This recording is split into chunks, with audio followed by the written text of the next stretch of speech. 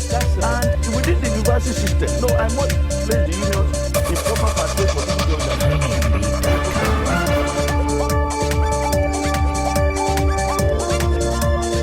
Hello and welcome to the program. Now, after months of activities in the southeast of Nigeria, which includes rallies, face-off with the police, and issuance of threats to government, the tension created by the activities of the indigenous people of Biafra, IPOB, eventually reached its climax when the group clashed with soldiers deployed to Abia State under the military operation Python Dance 2. According to the Nigerian army, the soldiers were on a parade of show of force in Abia, the capital city, that's in the Abia capital city of Umuahia, when IPOB members blocked the road and pelted missiles at the armed vehicle, their armored vehicle actually. And of course, the military says one soldier and a lady who was passing by at the time were injured in the incident. Now, from video footage seen online, an IPOB member also suffered a gunshot wound in the incident, but the military denies its troops were responsible for the shooting. While that incident was playing out elsewhere in the state, this time Aba to be specific, members of IPOB overran a police station, set it ablaze. Of course, one police officer was killed in the inferno. Suspected IPOB members also destroyed a mosque in the city. All of this led to an emergency meeting of the governors of the southeast region, where they announced the proscription of IPOB activities in the region. The governors asked anyone with grievances to channel such through their National Assembly representatives or Ohaneze Ndigbo. The army, on its part, issued a statement detailing what happened and describing IPOB as, quote, a militant terrorist organization. The description, of course, has been sharply rejected by Ohaneze Ndigbo, who, though, agreed with the proscription of the group by the governors, but rejected the terrorism tag. The Nigerian Senate President Bukola Saraki has also waded into the matter, saying the military pronouncement and the action of the Southeast governors are not constitutional, adding that the military lacks the power to declare a group as a terrorist organization. However, in a show of oneness and solidarity, 6 governors from the north have been visiting the southeast, assuring their colleagues of the safety of Igbos living in the north. For now, tension seems to have eased in the southeast, with the whereabouts of Nnamdi Kanu still unknown. But the raging debate now is whether IPOB can actually be categorized as a terrorist organization. Joining me to discuss these and more, I have Adeola Samuel, who is a lawyer and also a human rights activist, and I also have Gani Kayode Balogun, who is a journalist and a public affairs analyst. Gentlemen, thank you very much for coming on the program. Let me start with you, Mr. Samuel Ilori. Sorry. In your opinion, I mean, do you think we should even be engaged in this debate of whether IPOB is a terrorist organization or not? Because given from what we know, officially, IPOB has not been designated a terrorist organization anyway. I think some of the time, the nation that have been in for a long time has been embedded in emotional, procreation, a kind of emotional living lifestyle. So every incident in this country depends on where the pendulum swings to you, where your predominial sentiments resides. You will see in actions and inactions that will, like, okay, what could have make somebody that will respect with high decorum, saying certain things. Then when you look within the line, you will discover that, oh, okay, for this purpose, even though he knows what is right, he still wanted to go about doing it in order to favor the side that he's looking up to as to one or the other, the kind of benefit, so to say. Be that as it may, by law, the pronouncement of the army, so to say, having been denied by the Buratai, by the chief of army staff. The army, I mean, specifically in that statement, described IPOB as a militant terrorist organization. But does that amount to an official declaration? No. Because the question I'm asking, the reason I'm asking this I think you journalists should be the ones to blame. Because the very... And I think you have a point there. Yes, because if I may be correct and I want to be corrected, the very first thing I saw on TVC that very day is breaking army declare IPOB a terrorist organization. And in actual, in reality, I saw that statement. And I was like, I actually got the statement. okay. And from my own understanding and reading of the statement, what the spokesperson of the military said cannot, as a matter of fact, didn't amount to a declaration. For me, it was more like a description, but it was surprising to me. Exactly. Descriptions of the activities that the IPOB organization or whatever it is. The question we should first of all ask ourselves, is IPOB a recognized or registered entity? It is CSC. Because before IPOB can sue and can be sued by virtues of the CMA Kamal 1999, you have to be registered under article the C of the CAC, which happens to be an organization registered as NGO, churches, and all that kind of non-profit organization. If IPOB has not been registered in Nigeria, although I have a document that shows that IPOB was registered in US as a business entity, I have their certificate. You understand? Not clone. In California, registered as a business entity. Can that be transferred down to Nigeria and they have to run themselves as we have been seeing, inimical to the peace? The fact remains that if IPOB has not been registered, good enough. But as the law, the constitutions allow freedom of association. Even with that, there is a limit to which you can do as an organization not yet registered with your aims and objectives. Be that as it may, just like OPC of then, because up to today, I doubt if it's registered. So, just like OPC of then, when their matter is becoming a kind of a disturbance to the government of the day, the military government of the day, as of today, I repeat and I stand corrected, OPC remain an outlaw, a proscribed organization. And so by virtues of the Proclamation Act, which I learned the president has done since he left for US on Sunday, signed our IPOB to be proscribed.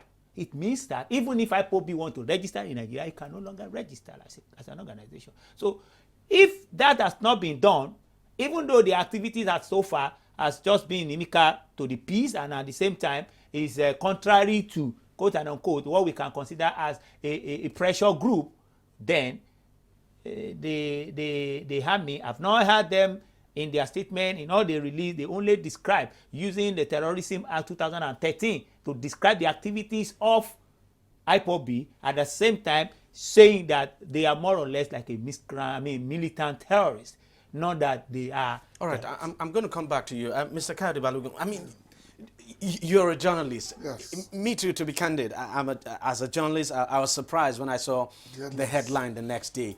And the headlines, you know, you look at the headlines across the major media organizations in this country. At some point, the headlines were basically saying the federal government had declared IPOB a terrorist organization. Not even just the military, but that the federal government is. And I started asking myself, because I got a copy of that statement. It wasn't there. Two things. We have to be very careful here, especially bringing in non-related organizations just to make a point. That's the way things are. That's not the way they are. That's how we got here. Regardless of our sentiments. That's how we got here. When we ask people to now present facts, and they are looking for what they call relevant justifications on the side. That's it. It's two different levels. So, Yeah, going back to the original question, one, most of the people who used the term terrorists, terrorist organization, are not journalists. You have to understand that. There are people who decided on their own that this is the headline they are going to use. You and I know that bad news sells. No, but some of the major newspapers what really happened, came out with that headline. what really happened was this. The military in the statement stated that IPOB is behaving with all the elements. Yeah, exactly. Like a terrorist organization. Exactly. That's what they said. The governors on their own prescribed the activities of IPOB within their areas. 2, 3, the federal government on Sunday, I think, now prescribed the thing officially. The president has signed it. Well, we do. That's what we heard. And that's what it was actually But was not is it made- correct to label them a terrorist organization? Of course not. But it was an emotive time. It was an emotive period. And whether we like it or not, that misunderstanding has quelled, maybe Albert temporarily, the entire tension that surrounds the activities for the last 3, 4, 5 days. Whether it's correct or not, you and I realize today that it has systematically quelled the agitation. No, you're absolutely right. The reason I'm asking this but is it's because not correct under the law. even the number 3 man in this country had to come out and make a pronouncement himself. And I'm saying, Again, I mean, Deji, you are right. But yeah. you must remember that it has happened before in this country. Governors have been removed, which under the constitution cannot be done until you go to the National Assembly. You understand? States of emergencies have been declared. There are certain things about real-time decisions. Saraki was right by bringing that to the attention of the government that you know the right thing to do. No, but it would appear he was also suggesting that the government had made a pronouncement, that the government had taken a decision. And I'm saying that, was that the case? That was not the case. That was not. The Saraki himself was as misinformed as some of the people who are now blaming journalists for the level of misinformation. No, but I mean, I'm a journalist, but we can't deny the fact that journalists I'm not denying, I'm just didn't do a saying good that job on this. Most of the time, is the problem we have as a nation, is the level of education. You normally will take the first line of a story and you run with it without having the patience to go through a 1,000-word article. You and I have read what the man said. I read it. It was clear that he didn't prescribe anything. He was making an inference to the activities of the group and comparing them to what normally is expected from a terrorist organization. That is as clear-cut as day. Government has a responsibility. Sometimes they overshoot it. But it doesn't take away the fact that, like Zik himself said, in the room of 200 people, it's the man with the gun that is the majority. You can't fight government to a particular level, and they can do and undo. Don't forget, in this country, we have a president who has sacked governors, set up state of emergency, and didn't go to the National Assembly for at least 2 weeks after the fact. And what do you expect to do? Of course, they will ratify. I don't understand the issue of National Assembly. Anyway, because to be candid, the National Assembly has has no role to play. play. So when the man comes to the list, and that is why it's so baffling that I personally found it very surprising that even the Senate president would, because it's not that one is playing to the gallery. Anyway, to cause some kind of because political what I'm saying is, sometimes, yes, I mean, you're quite right that the situation has been brought under control. But, you know, sometimes the pronouncement we also make, especially leaders in top positions, the pronouncement they make. Because, for instance, the Senate president coming out to say it's unconstitutional, is this, is that, that triggered another round of unnecessary debate. Because in your own view, where do you think? Because people have said, look, let's face it, what IPOB is agitating for, or IPOB keeps talking about marginalization and all of that. Every section of this country is marginalized. That's just the truth. It's not as if one section of the country, even the North, a lot of people talk about. If you ask me, I would say the North is probably the worst off when it comes to development and what have you. But for people who have not been there, they just come out and say things. But where do you think IPOB got it wrong? Honestly, the issue, let me start from the issue of marginalization, as you say. That is where IPOB got it wrong. That is the very first area where they got it wrong. Where you cannot hold your home responsible, or you cannot accept responsibility for the mistakes of your life, then you will definitely blame every other person minus yourself. They got it wrong by virtue of not holding their governors that are collecting billions of nairas every month and nothing to show for it.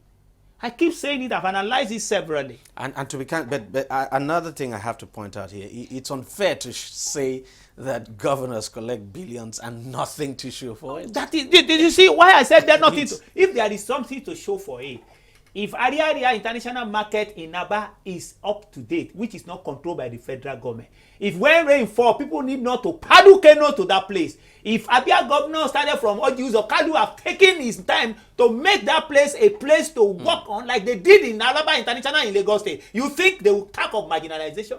It's the road that leads to every villages in southeastern state. have been taken care of the way we are holding our own responsible right there, you think they will talk about marginalization? They will not. But is it the federal government that's supposed to do that? When you have, we are talking about Paris Club money and people are shouting that they are diverting it. How many people have held their state government responsible and to know how much the money they have spent wisely? None. That is where they got it wrong. When you blame everybody for your mistake minus yourself, every other person will become your enemy. You will be the righteous person. So if you ask me, where did the IPOB get it wrong? That is where they get it wrong. Because if they first of all hold responsible their leaders, the governors, the senators, the House of Rep members. For example, we are talking, they have been shouting referendum, right? Yep. Do you know a Kremandul happens to be the chairman, constitutional, whatever? The Constitution Amendment Committee. And where is he from? And now they have already submitted the Constitution Amendment to the House of Assembly for perusal and approval. There can be further amendments. I mean, there can be once this one gets once it gets to the state, once the state take it back, it is for approval, no further amendment. No, I'm saying so why can't they input it now that the agitation is high from the hand of the IPOB? Why can't they hold the Keremandu responsible to make sure that this is what we want and we want you to input it and let it be on debate that referendum must take place? Don't forget that somebody input in that new constitution amendment independent candidacy. It was debated and we have it on now for the state to approve. So where do they get it wrong? Where they fail to hold responsible the leaders in their states. Because before you can look onto somebody else, they said, beware somebody that promised you a cloth who wears only one every other day. What are you talking about? The responsibility of governance rested in local government and state government first. Yes, the federal government is taking the large chunk of it. But what about the one that they are collecting from the state? Has it been judiciously used? Is it not the same thing that they collected in other regions and we are holding them responsible? Let me just pause you there and let me get his own reaction. I mean, for you. Yeah. Because, you know, some people have also said the approach of IPOB was absolutely wrong. Yeah, the strategy was wrong. The tactics were horrible. But you have to separate the present IPOB from the one before the 2015 general elections. Before the election, IPOB was basically a collection of rabble-rousers, people who go around abusing other tribes, and they didn't have the force to really threaten the state. They are more or less like what do I call paper tigers, who go on the radio station and abuse the Hausas and abuse the Yorubas, which is why it's not the right thing. It's not really at the level they are. Then you have to separate that from the IPOB of immediately after the 2015 election, where they now become a bigger force, and they now became the congregation of what the Igbos will call the ideal situation within the Nigerian projects. And once they took on that cloak, they lost the relevance that they thought they were given. For two reasons. One, when you look at the agitation, it precedes IPOB. Don't forget there was MASOP. Yeah, of course. There was MENT. There was OPC. And there are pockets of people like that. And they thought that if this particular system worked for the Yorubas to produce Obasanjo in 1999, it could work for them. If it worked for the South people to produce Jonathan as vice president and ultimately ironically, the Yorubas didn't support Obasanjo. No support. And again, it wasn't the agitation of OPC that brought about Obasanjo ascendancy. So we should not mix it up. That's the problem. People are what they call assumptions. So they think that they can now use that assumed platform or templates to now gain power through what they call negotiated settlements. But you must remember that the strategies that they employ from the beginning were wrong. You cannot take on the military. Let me ask you very quickly. Don't you think the problem with IPOB is actually its leader, Nnamdi Kanu? You know, because, I mean, you look at the way the organization is structured. You look at IPOB itself, you don't get a sense that there's a structure at all. Everything revolves around Nnamdi Kanu and what he says. And that he basically led that organization to where it has found itself today. That's the nature of groups like this. It's not peculiar to, don't forget, the old system in the old quotation from the Art of War that cut off the head of the serpent and the army will disperse. He is IPOB, no other person. Nnamdi Kanu is IPOB. If he's in hiding, IPOB is in hiding. If he's out, IPOB is out. It's cause and effect.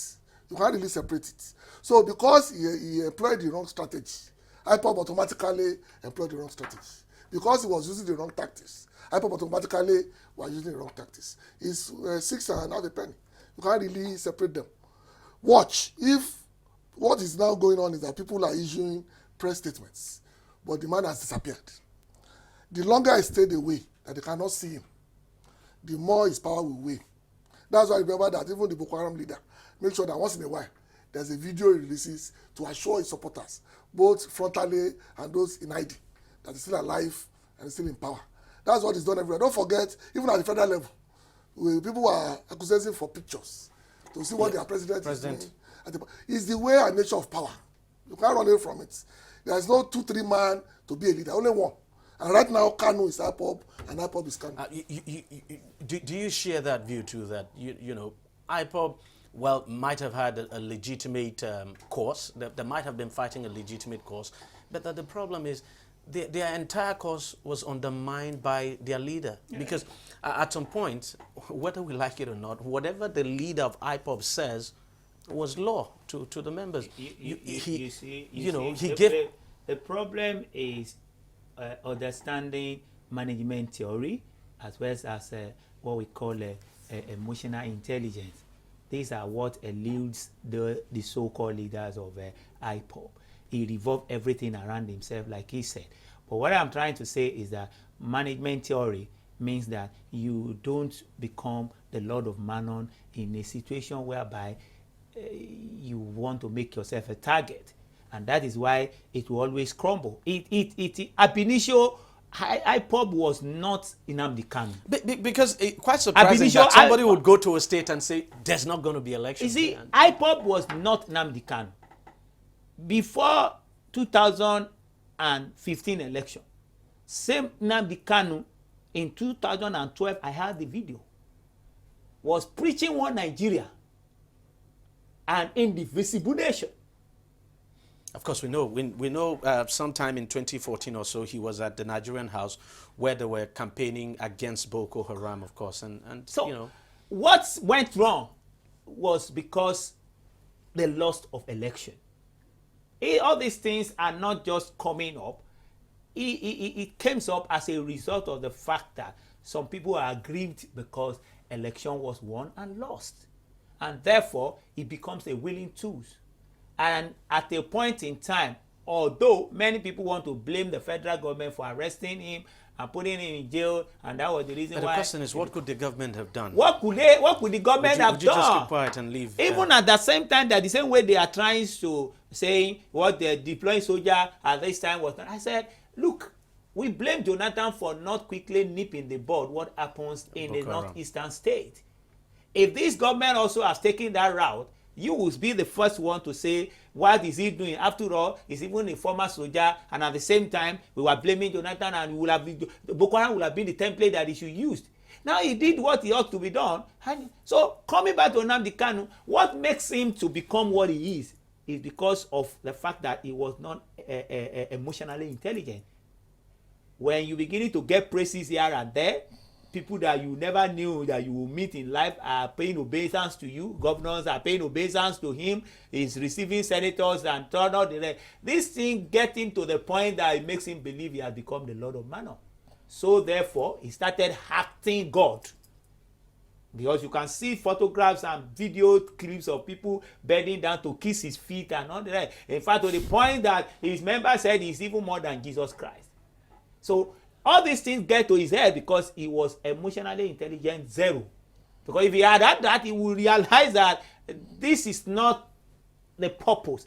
But the reason why he becomes like that is because there was no purpose ab initio for IPOB. The reason why IPOB becomes this enlarged was because of somebody won election and somebody lost. There was no ideology to follow. Where a group has an ideology, it won't lose focus, and it will not be only the one cutting the shots. That is what an ideology. Some of us led groups too.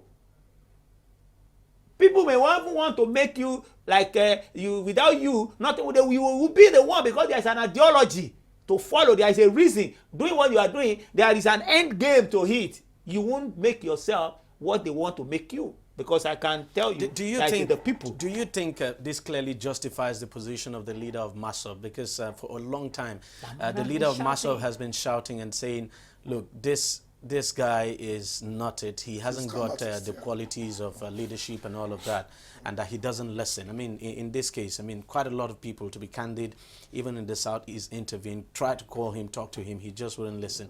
Do you think this justifies what Ralph Wazirike has been saying all this while? Well, for us to use the word justification, we have to look at what Ralph himself has been doing for the last 18 or so years.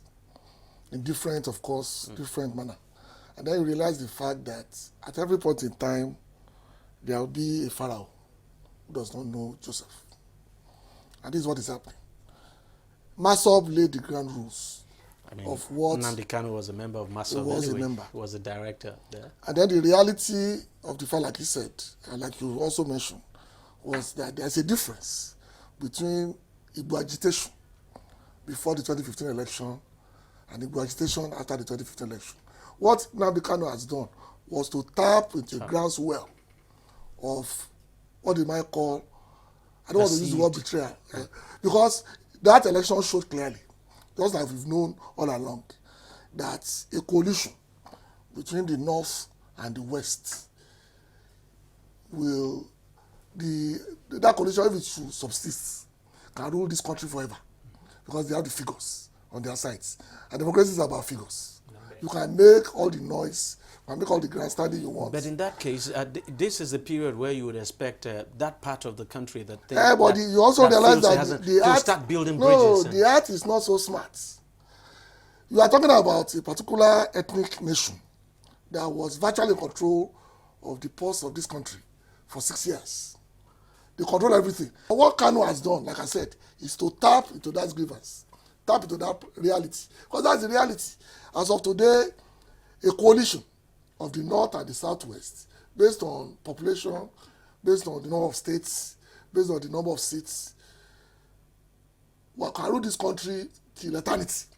And that means that they felt left out, because they realized that no matter what we do, unless we work with them, we will be outside power for as long as we can. Don't forget, this is a particular area that are used to be in government. From 1960, the Southeast has never stayed out of government this long. It has never happened. They've always been part of the federal government. The fact is so that I do not believe they are out of government now, because they are not out of government. They are said they are perceived, because it's what you perceive about yourself. Anyway, that you put down but going forward, how do you think all of these issues can be settled? It's already been settled. The governors have taken the gauntlets, what they've ignored for a long time. They are elected to protect their people. That's their first job. Security. That's the first job. You are the CSO of the state. And whatever you think will affect the well-being and security of your people, you must protect. They've done that. Ohaneze has already taken position as the leader of the Igbos. It's a fantastic thing. We've been telling them to do this for the last 2 years. But of course, we must also not discountenance the fact that Ohaneze has rejected the tag of terrorism. Everybody rejects the tag of terrorism. Yes, exactly. It's not only Ohaneze. Which was not in place. Everybody rejects it. Not in place. Yeah, Which you're was right. not in place. Because You're right. the danger is even more by calling them terrorism. Exactly. Yeah. You're right. You're right. I mean, for you going forward, what do you, this certainly cannot be the end of IPOB. You see, the problems we have is that I think they may have to change that name for them to, get the equations of what might be their mindset, as my brother said. You cannot want to eat my food, and you label my food a poison salice, and I will still give it to you. When you look at the other region as being bad, as coward, other one as cow, how can coward and cow give what you want from you? You must integrate. Do you know that even the other governor that happens to be fraternizing with the other region, they label that person slave of? That is how bad. That's how bad. Forget about all these. But we also will be making a mistake if we think every Igbo man thinks the way IPOB. That's what I'm saying. Do you know the people that Nnamdi Kanu was able to, caress and bring to his fold? Those are the downtroddens. Those are the people he was able to use his mindset to operate on, and they grab it as if he make them look at other tribes as nobody. And who votes? Who are the people that vote? Who has the figures? They are the people.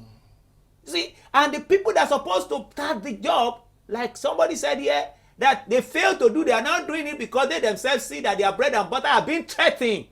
Are the governors? Well, at least they're doing something now. You understand? I hope it's not too late. No, better late than never. When the psychology of mind is already captured, you remember what the John Locke said about mindset? When we are baby, is tabula rasa. And once something is built on it, before you can change it, even going through the... It's probably not too late. You understand? I hope it is not. I hope it is not, because to them now, they are seeing it as winchon. They are seeing it as... Have you see each time they talk about somebody that siphon our money and this, they say it is winchon. Something that we all supposed to say, what? In this place where I'm still begging for food to feed my family, you have 50-something billion naira withdraw from somewhere and go and keep it somewhere. Instead of that, they said it is winchon. It is because it's from this tribe. It is because it's from them. You see, this mindset has already been programmed. I pray that this newfound love, by newfound idea by the leadership of the East, because when you look at a situation, what gave the like of Nnamdi Kanu that kind of gun was when somebody like the Professor Nwabueze was able to receive him and tell him that he's doing a good job. I was not told. I saw it and I read it. When people like that, who supposed to have correct him and tell him, oh boy, the way you are going about it, you create more enemy for us than we never had. He said he's doing a good job. Shake him and host him. When he went to the likes of former Vice President Ekweme, when people like that refuses to tell him the truth, then he beginning to gather that kind of gauntlet. But finally, because we have to end the program, and very quickly, I want to get your take on what the northern governors are doing. Going around the southeast, assuring the people. What's your take on that? I think it was a master stroke, and I applaud the governors for initiating the movement, because no matter what, it'd be a good idea for the southeast governors to do same. Maybe for now, I think they should just hold down the home forts, make sure things are calm, get their young urchins to realize that they are not an island and they have more to lose.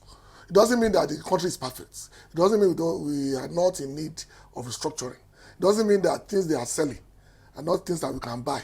But it is packaged in a very bad packet. So we can't buy it in that order. So I think what we need to do and what they are doing, what the Northerners have done, I want them to take it beyond October 1. Because as journalists, you do know that October 1 is a very delicate date. And I will only be at ease if a week after nothing happened. Because it's one thing for governors to go around. So another thing for the people on the streets who have made up their mind what to do, to take laws into their own hands. That is my fear. Good enough. The leaders of the North. I'm talking about even the Arewa youths, all those people that make the declaration, they are a very good friend. Setima is a good friend. We've discussed severally on this matter. The aims of that declaration has already been achieved. Sort of, at that time they made that declaration, the height in the southeast about the IPOB activities was somehow inimical to peace. But we noticed that as soon as that proclamation was made, things nosedive. Apart from the now, finally, things that now put a nail onto it. And like I said, before even the governor made the visit, you can see pictures and videos of Hausa people putting on. Yes, exactly. I thought that was a great initiative. Public, nice public relations. Patrolling. They wear the Alega of Igbo that look, you are our friends. Yeah, it's not whatever happened over there is an activities of the disgruntled element. We are together. We are working together. We are. I thought that was good and this quite is that was good. And now the visit has now make it more, more cemented to the point that you don't have anything to fear. Thank God the Arewa have already declared that October 1 has been cancelled. And I believe that because before, let's take it, DEJI.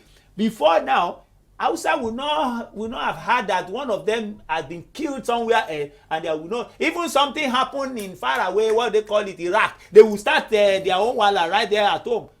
But this time around, I think the governor did a yeoman job by putting pressure on their own, and they were able to gather them together and do the needful. I mean, the at peace the we want in Nigeria, we will still get it, and we are going to get it. That's what I believe.